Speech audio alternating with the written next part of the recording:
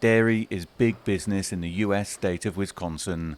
The latest available data from the University of Wisconsin shows the dairy industry generates around half the state's total industry agricultural revenues, roughly $45.6 billion annually, and supports more than 150,000 jobs. One of the most unique cheese products that we have are cheddar cheese curds.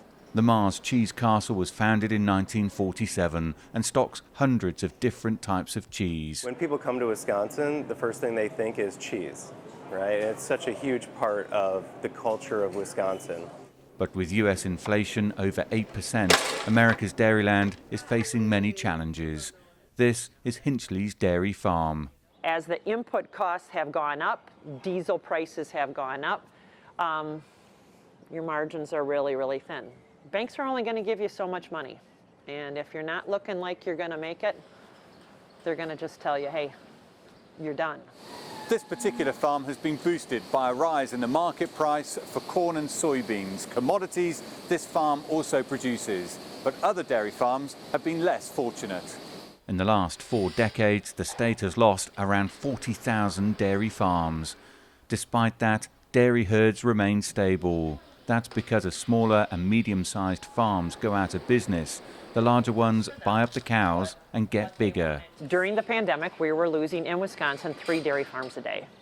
Another issue, farmer suicide. That's at all-time highs. Inflation is a key issue at this year's midterm elections. Although the price of dairy in shops has increased, Hinchley says dairy farmers are not the ones to receive those profits. And she is calling on dairy farmers to unite and have a greater say in the industry.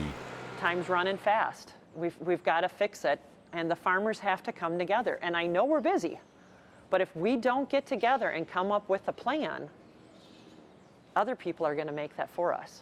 Dairy is a key part of Wisconsin's identity, and dairy farmers are under intense pressure to keep it that way.